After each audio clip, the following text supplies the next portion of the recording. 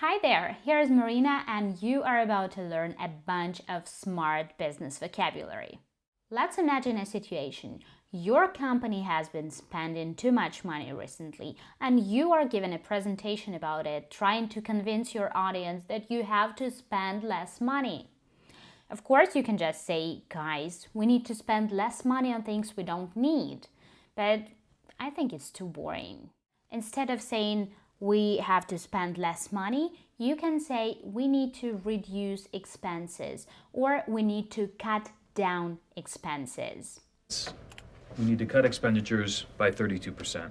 And there is one more option, and I'm almost sure this one is going to be new for you. We need to slash expenses. Let's make it an even 40. Oh, that's not necessary. Slash it. Slash it. Slash means to reduce something, such as money, jobs, or emission. As most of the words you're learning on higher levels, slash has several different meanings depending on the context.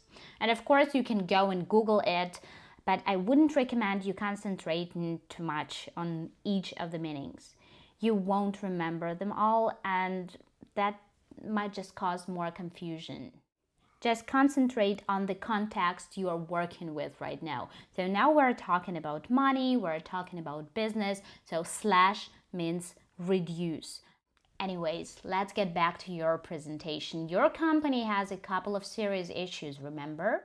Next thing you say is, we must be able to produce more goods if we want to keep up with the market. What else can we say instead of produce more? We can say increase production capacity. And there is one more great option. We need to ramp up production to meet demand. Let's go back to your presentation one last time. There is one more problem. You don't have many clients at the time. You can leave it like that and just say, we don't have many clients. Or you can say, we're light on clients.